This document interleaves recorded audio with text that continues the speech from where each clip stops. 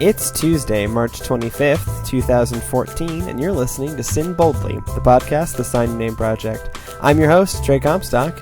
Back with me this week is the lovely Kathleen Royston. Hello. On this week's show, we're going to break with convention. We've done many kind of news-only shows, and so this week will be a discussion-only show. It's Lent, and so we're going to talk through some unique Lenten practices and some unique spiritual practices. And that will be it. We will have a discussion-only show. And so we will start and end this week with discussion.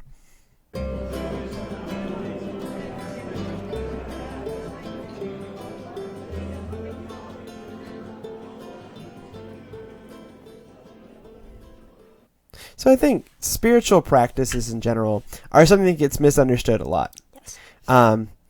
People think through that, what the spiritual practices that you kind of can name off the top of your head as your average person sitting in a congregation is prayer. But usually, prayer gets kind of pigeonholed into only one thing. And then Bible study, which then also gets kind of pigeonholed into one thing.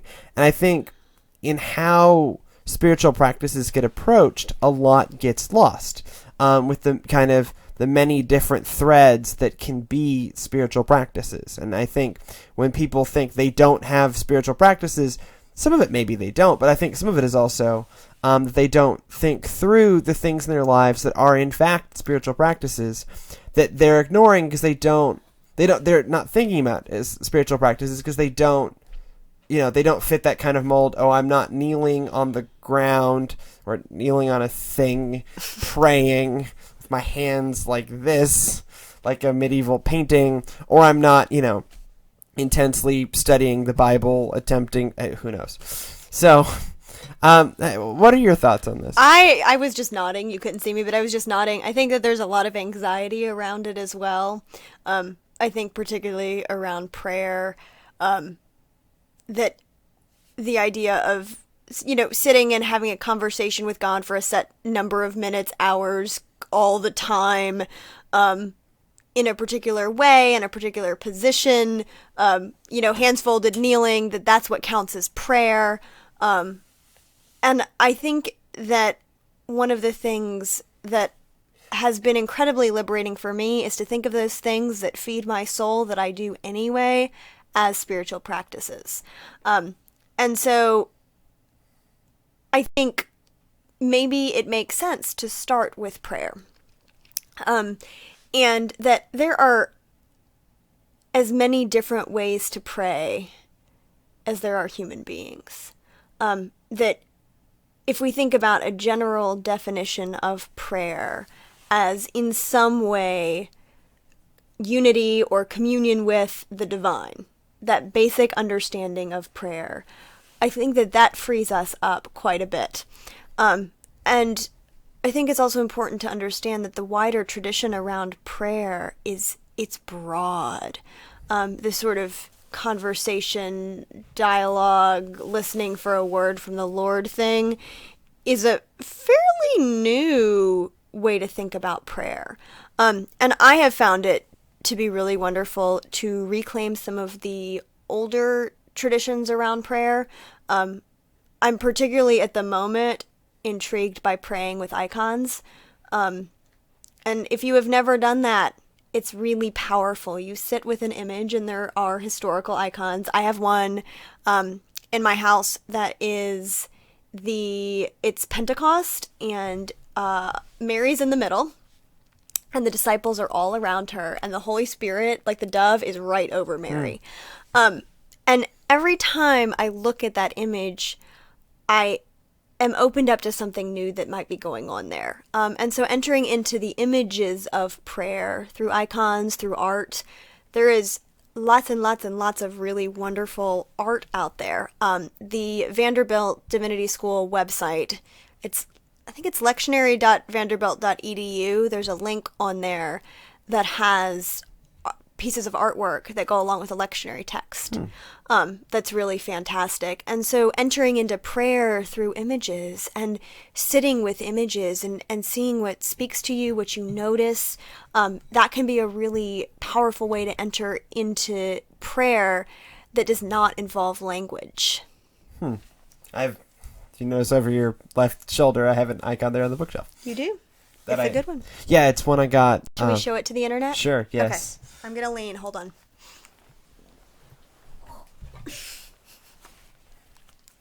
Okay, I'm back.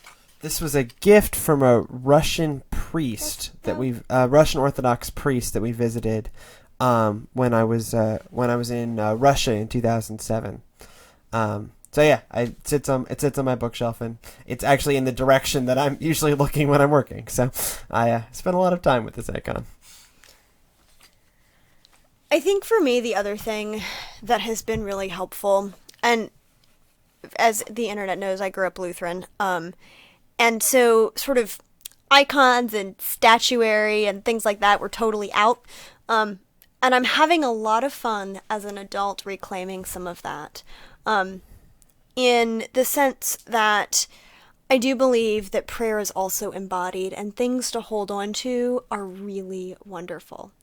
And so, and I'm learning how to do this, and I'm really, like, I'm having a wonderful time. So I put up in my living room, I have a bookshelf with my cookbooks on it, and then on the top shelf, I have a prayer altar. And so I have things that are meaningful to me that help me enter into prayer.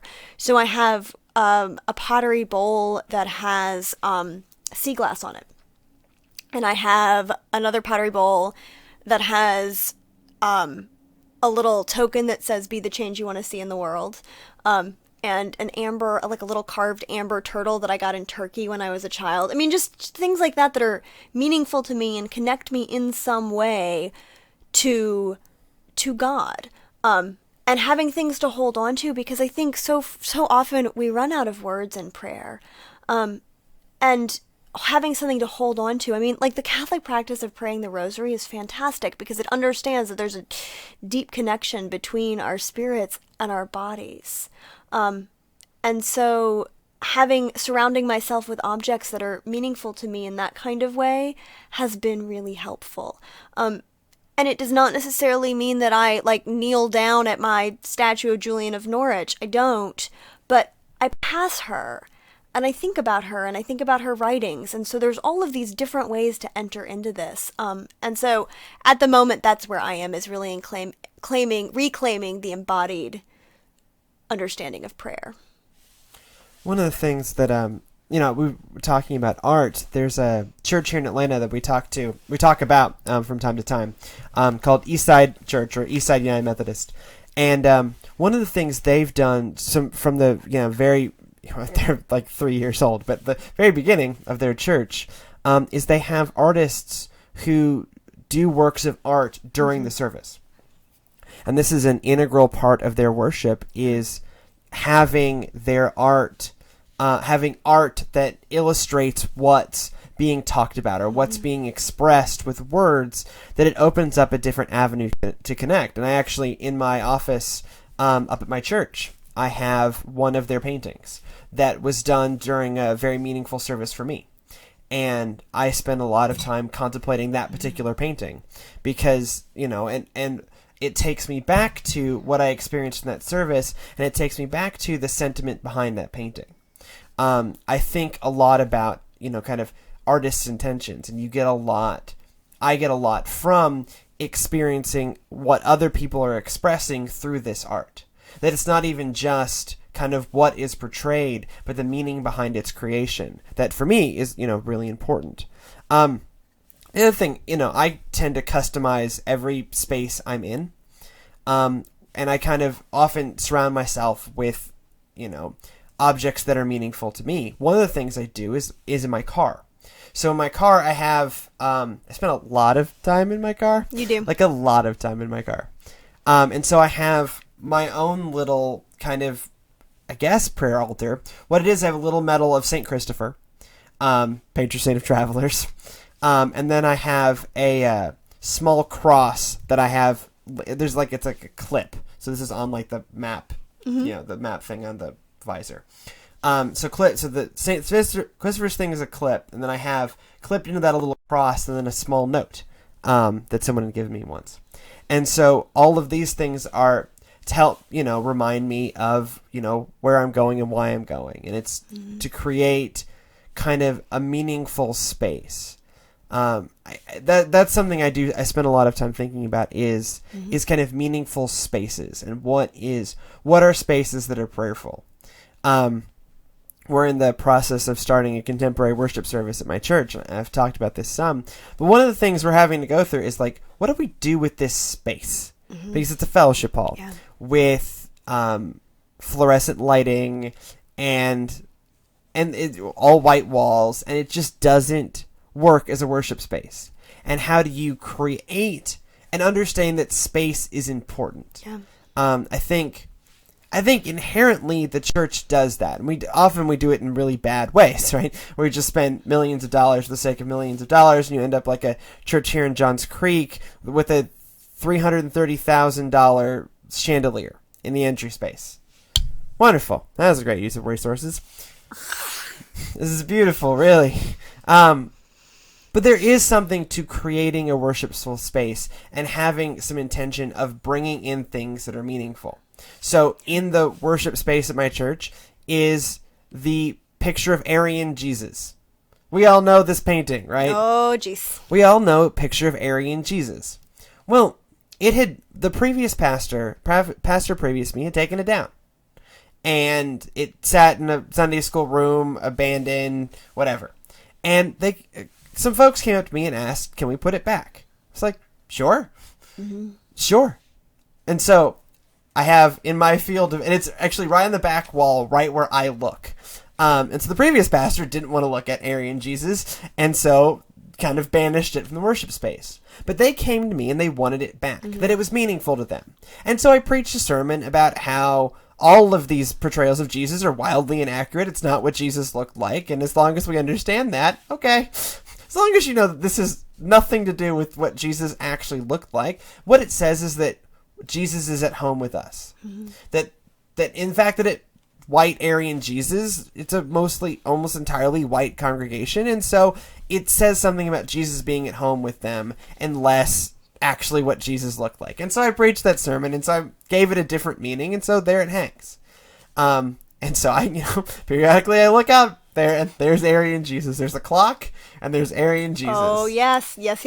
So I make the joke, and the clock is dead center where I stand, and then Aryan Jesus is off the right. And that, Jesus is important, but getting out on time is clearly the priority.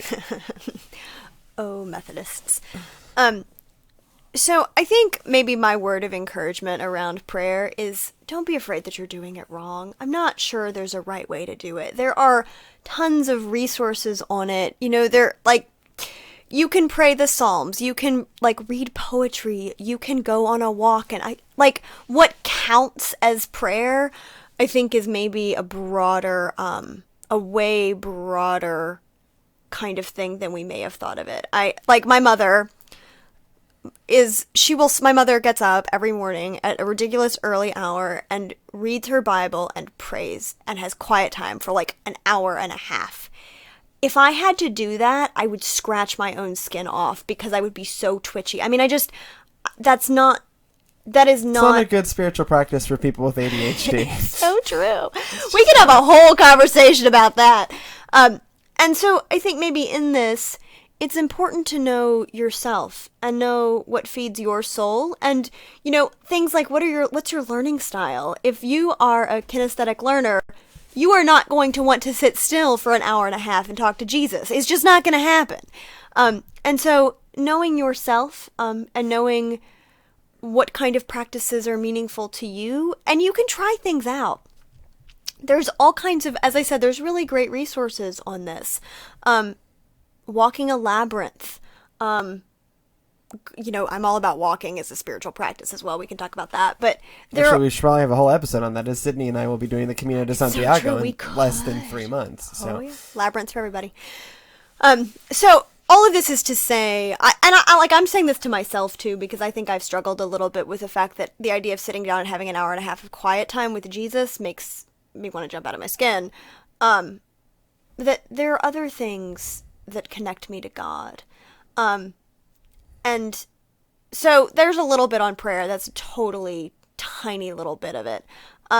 what are some other, at least for you, Trey, what are some other spiritual practices that you find sustaining? One thing I wanted to build off of prayer. Oh, yeah, sorry. Really quick. I had a good friend of mine I used to do prison ministry with in Virginia named Butch Kearney. And this is a good story about Butch, so I'll use this name. Butch is a really cool guy. The 40-something men of that church just kind of adopted me as their own, because there weren't like 20-something men, and so the 40-something dudes in that church were awesome. And they took me under their wing, and we did a lot of really cool ministry together. And one of the things we did is we did prison ministry to juvenile offenders. And one of the things that Butch would give up when we would get up and he would give this speech when we were doing the ministry is that if he couldn't swear in prayer, he would never pray. Aww, and so Butch gives this wonderful talk about how, look, I swear. I can test that Butch just swears. And that it's okay to swear when you pray. Mm-hmm. Because that's just you being you with God. And as far as Butch is concerned, and I tend to agree with him, God doesn't care. No. And so in thinking through your prayer practices, it doesn't necessarily also have to match the traditional idea of being reverent. Yeah. Right? Where if your reverence involves hiding your true self from God, then that's not an effective spiritual practice. And so I this can go too far. There's a slippery slope here. But be yourself and pray how you want to pray. So if praying how you want to pray involves, 4-letter words, pray with them. Do it. That's most of our 4-letter words are not actually banned by the Bible. It's just impolite. This is a long discussion, but basically swearing in the Bible is ordering God around. It's not cussing. It's not cussing. And most of that is just the Anglo-Saxon words for things as opposed to Latin-based words for things. So, whatever. It's true, though. Drives me crazy. Oh, it's not Christian to swear. Okay, off the bunny trail, dude. Off the bunny trail. Along with that, I think maybe it's important to recognize, and I think that you touched on this, the way that we talk about prayer, you'd think that it's like when we pray, we think that we have to basically do what we do on Sunday morning, which is get ready, put on fancy pants that are uncomfortable, and put on the shoes that pinch your feet, and bring the cleanest, best looking self to prayer. And I think that this is not really helpful. And it's not really part of the tradition if you look at it. The Psalms are gritty, and there's complaining, there's lamenting, there's yelling, there's all kinds of, the entire range of human emotions are in the Psalter, including the ones that we don't like to show in public at church. And so, however you are, whatever you are feeling, God's heard it all before. And so that kind of authenticity in prayer, I think, is really important. Don't put on the shoes that pinch your feet to pray. But I wonder, just in terms of general spiritual practice of worship, that I think we spend a lot of energy is expended making yourself pretty, whatever that looks like for you. Whereas, and sometimes that keeps folks from worship. Mm-hmm. And what does that say about how we've constructed what worship is? Yeah. That people feel like, there's a guy in my congregation right now that's not coming to church because, surgery that's happened, and he doesn't feel that he looks up to it. And it has nothing to do with, he's not in a lot of pain. I mean, thank God, he's healing well. It's going very well. But he feels like he can't go because he's not going to look right yet. Yeah. And this is not a particularly vain man. This is, good salt of the earth guy. But it's still, I get more haircuts now that I'm a pastor than I, ever did before. There is, we put a lot into, and I mean, maybe some of it is, can be a worshipful practice. I mean, maybe that that it's part of getting yourself in the mindset for worship is that act of preparing. And that there's a physicality to that preparing.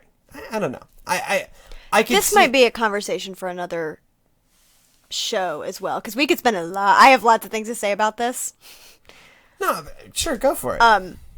No, but I'm not sure that's staying on topic. And we have lots of fun spiritual practice stuff to talk about. There's just so much. So my feeling on it is, yes, maybe, but like, I wore blue jeans to church every single Sunday of my life until I was an adult, and I never once thought that I wasn't worshiping. Sure. So, there are other things that, I don't know. But I'm not necessarily saying it's one I recognize, but I can see, what I'm saying is I can see an argument for some people that act of preparing is part of what gets them into that frame. And I don't want to discount that possibility. True. But you just have space for both and. Right. That's what I mean. Like, I'm not saying, dress code at church. What I'm saying is, for some folks, I think that process of preparing is part of what not just physically gets them ready to be in the space, but like mentally gets them into that frame of mind. That there's at the beginning of Catholic and some Episcopalian Episcopal services, there's call them Episcopalians in public. Yes, I do it all the time. If a bishop's attendant, there's an elaborate ceremony for the bishop. The vesting. With the vesting. Yeah. And I think of it along that same way, that for some people, maybe there is something in their own personal vesting that brings them into that. That I don't want to throw out as a potential spiritual practice. Although, yes, but also I think that extends not only to sort of what your hair looks like, but it can extend to pretending that you're not a huge hot mess. Sure. Yeah. And so, like, I don't know if I've told this story. I was going through a very, very difficult time in my life, and I like got up and got ready and went to church and was sitting in the pew, just like in like deep pain, just like emotional, spiritual, existential, like heartbreak. And I remember sitting there thinking, I wonder if all of the other adults in the room are feeling like I am, and realizing that they probably were, but none of us were talking about it. So I'm just putting that out there. No, there's a fine line between it being a preparation and it being something that covers up the truth. Let's just have good manners because we're at church, right? Instead of, Okay. But so you said you have more wonderful spiritual practices. I'm always curious. This is a conversation that I really love to have, is to find out what things feed your soul. Because I think if we think about spiritual practices as those things that are sustaining to our soul, that opens up the conversation to things that maybe don't fall under the traditional categories of what constitutes spiritual practices or spiritual disciplines. So what feeds your soul? I think for me, a lot of it is the act of creation. That there's something deeply spiritually meaningful in using that, in living in that gift. I really enjoy, and sometimes it is, just straight up work, like, writing a sermon or whatever. But for me, there is something very spiritual about doing that. In writing or in editing or in kind of whatever I'm doing, or a lot of times in photography as well. There's something spiritual in that, in capturing, especially in photography, like capturing God's beauty, often in places where people wouldn't think of it. Mm-hmm. So, when I'm doing work in developing countries, I often talk about this idea of beautiful desolation. That even in these what appear desolate scenes, there is actually beauty. And part of that speaks to the beauty that is in the people who are there. That life and joy and hope and God is in these places. That when you look at it in the outset, if you don't look at it the right way, you wouldn't see it. But being able to capture a piece of that, either in words or in photos or in video, and put that together in a way that other people can see God in those places, I think is really meaningful for me. And it's something I get a lot of spiritual energy from. Yeah. Is that act of of bringing into sight the hope and the aspects of God, where people are like, how can, what, it drives me crazy. How do people live like that? Well, like anywhere else. Darn it. There's joy and hope in all of these places. I've yet to go a place in this world where there is not joy and hope, which speaks to God being in all of those places, because joy and hope comes from God. And so in capturing the beauty in the desolation, is definitely, it's a weird spiritual practice, and it's kind of, it's maybe not necessarily replicable, but it's something that is, for me, very spiritual. Well, and beauty is an essential spiritual need, and so that's something that I think we maybe don't think about as being a spiritual practice, is things having to do with beauty, but there you go. One of the, when I was working in the process of editing this documentary about the community I worked in Paraguay, which will be up on the site at some point, in relatively near future, if my thesis advisor has anything to say about it. But we did a whole day of shooting B-roll, and B-roll is the stuff you use to cover other things. So it's just like shots around the community. And so we spent a whole day shooting B-roll of this horrendous flood that had happened. But I deliberately went out the right time of day when the light was just right. And so there are these beautiful images of light playing off water that's flooding out these people's homes. And so this mixed with the interviews that are very hopeful. There's pain there, but they talk about wanting to fight and, the need to make things better. And for me, there's hope in that. Yeah. And to be able to interpose those two things is really meaningful. Yeah. So that's a big part of what feeds my soul, is that process of creation. It's not always relaxing, but it is something that is very spiritual for me. So what feeds your soul? Feeding other people. I mean, quite literally. No, literally, okay, true story. One of my very, very favorite narratives in all of the Gospels is the one at the end of John, where Jesus is all breakfast? Jesus cooks breakfast. Jesus is all resurrected and shows up and is like, "Hey guys, let's have pancakes," and then says, "Feed my sheep," after he's fed the disciples, which makes me think that we over spiritualize that a lot when we talk about it. That maybe what Jesus means is literally, guys, go feed people.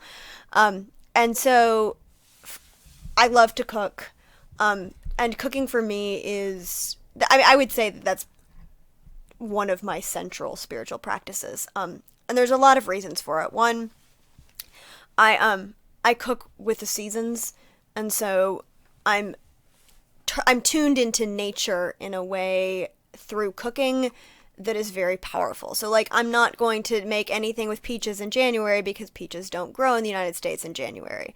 And so I stay in tune with the order of the seasons. And so what comes out of my kitchen reflects what's going on in the world. And my first job out of college was working with migrant farm workers. And so I'm very aware of where food comes from. And so when I cook, I pray for, we do that at the table sometimes. We pray for the hands that have, prepared the food. But when I cook, I pray for the workers who have, picked those peaches the right time of year. And because I do take the feeding commandment pretty literally, it's also how I sustain the people in my life that I care about. And I learn what people like. I will make people's favorite things. I also like to bake. I actually prefer to bake. I cook because I need to eat, and I bake because I love it. But I learn what people like, and bring them cookies. And I think the reason I have friends in seminary is because I shown up to Old Testament, our early class, first year, with Tupperware filled with muffins and cookies and et cetera, and people wanted to hang out. And so I'm tied into community, I'm tied into creation, I'm tied into the sort of just rhythms of the kitchen are deeply soothing to me. I'm from a family of cooks. And so when I cook things, I think about my family and I think about love. And so I think that through that, those are times when I am tuned into the divine presence in a way that is incredibly powerful. And very, very meaningful to me. And the other thing I do in my kitchen, this is really nerdy, but I sing hymns in my kitchen. And so I have on my laptop the entire LCMS Divine Service liturgy. So I sing liturgy in my kitchen. So in all of this, there's something about being tied to that as well. So I sing, and it's embodied, as I said before, that's something that I'm really exploring, is the embodied nature of spirituality. And like kneading bread dough is like it's a physical kind of thing, but it also allows me to enter into prayer. So that's one of my favorite things, for a lot of different reasons. I think one of the kind of the takeaways, as we kind of wind down this episode, is I think something, if you're looking for spiritual practices, look into like medieval monasteries. Yeah. And think through how they're like they go to service 5 times a day, like that too. But what else do they do? Because the whole idea of a monastery, part of the whole idea of a monastery is to live your life in constant prayer.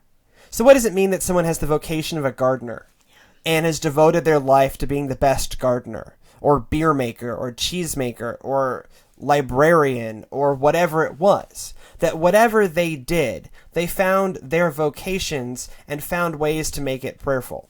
So I think that's something to think through.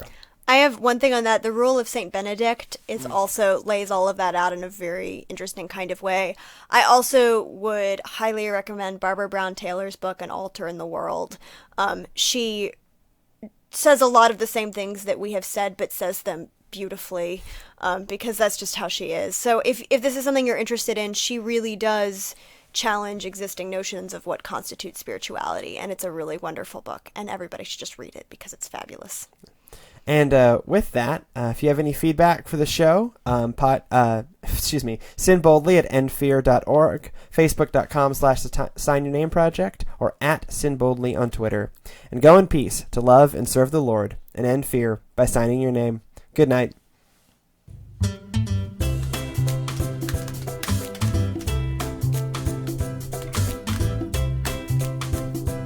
The opposite of war isn't peace, it's creation.